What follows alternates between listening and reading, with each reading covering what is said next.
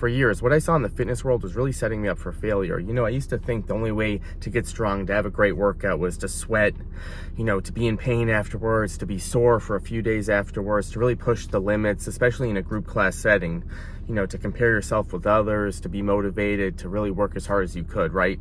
You know, and being a personal trainer, I used to see this in the industry a lot too, especially younger personal trainers, really pushing things like burpees, high intensity. You know, we want the clients to sweat. We want the clients to work as hard as they can because we want to give them the idea that they're working out, they're burning fat, they're getting strong, they're getting ripped abs. But in reality, there's so many different ways to get stronger, to work on flexibility. And when you're dealing with some sort of chronic pain, joint pain, for me, ankylosing spondylitis, inflammatory arthritis, we have to do things differently.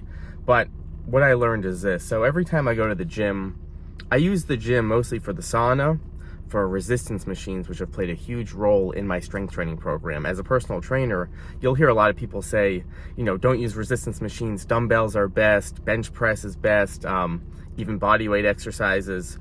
You know, a lot of personal trainers don't use machines if they want to do more functional movements. I believe in all that stuff, right? But what I learned is I want to take as many tools as I can to deal with my unique circumstances, to deal with my joint pains and a bad shoulder that I've had. I want to use all these different tools. I want to find the best movements for me, the safest movements for me. So I use machines a lot to build strength, especially in the back, especially in the upper back for ankylosing spondylitis, especially doing press variations where I can really focus on getting my back into the machine. It's a lot safer. It's a lot more low impact, joint friendly, and you have a little more control. So especially starting out, machines are a great tool, but I still use machines. When I go to the gym, I'm mostly using machines. I'll use some dumbbells with it, but while I'm at the gym, that's what I like to do. So while I'm at the gym, I like to watch, you know, the #1 fitness class at my gym is kind of this class that goes on in the middle of the day for people who are working.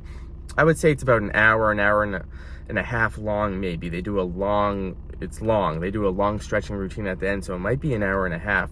And this is a hard class, high intensity. It's packed every time I see it, and people are working as hard as they can.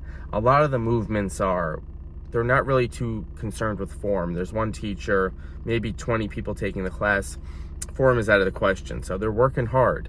You know, it's great to see sometimes they're pumping each other up, high intensity planks, a lot of weights, but moving quickly, and you can just see the agony in people's faces where they're competing with each other. They want to keep going. The instructor's going, keep going, you got this, I don't care if you're out of position, rep it out as many as you can. You know, we're strong, we're capable.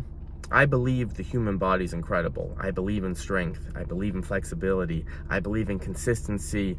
And I believe in the powers of movement. That's why I'm a personal trainer with ankylosing spondylitis, because I believe if we do it the right way, we can build on strength and flexibility. But these classes are setting a lot of people up for failure, because some folks see those classes and they think, well, if I'm not doing that, I'm not getting a great workout. I have to be doing something like that, because they're doing like 5 to 8 rounds of certain exercises nonstop, sweating, out of position. But what I see is just we're getting into movements we probably shouldn't be getting into, especially for folks with chronic pain, joint pain, arthritis. Some people can get away with it, right? They can do certain movements out of position, deadlifting in proper form, overhead in proper form. But for a lot of people, a lot of beginners trying to work out, a lot of folks like me dealing with joint pain, this is not going to be the best approach. High intensity, a lot of weights. We need a more sustainable approach that's programmed for you, that makes sense for you. It's not about going full throttle all the time. So again, this may work for some people, but I think it sets a lot of us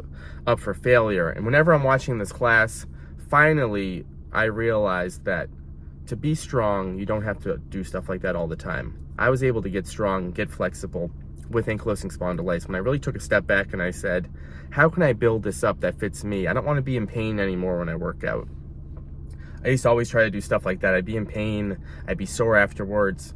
I wouldn't feel energized from the workout. And when fatigue is hitting you with chronic pain, you gotta build on energy. So what I found is even just a couple things, a couple movements, even strength training, supported presses, supported strength training. I definitely use dumbbells, but in shorter routines, supported, I worked it up over time. But I add in flexibility routines with it to remain loose, to remain energized. I want to feel energized after the workouts. And these workouts, these longer workouts, it can be tough for that, right? It can just lead to more fatigue. So, long story short, forget what you see in the fitness world. To really get stronger, get more flexible, take a step back, find what's best for you. Stop comparing yourself to what you see out there.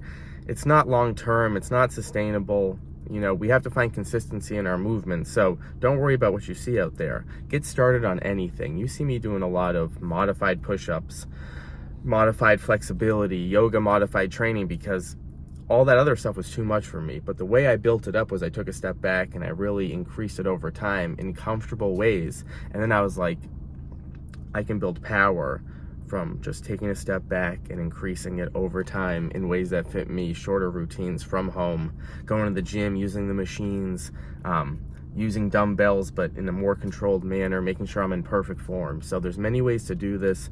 Don't give up on it. Forget what you see out there. Keep going at your own pace. See you next time, my friends.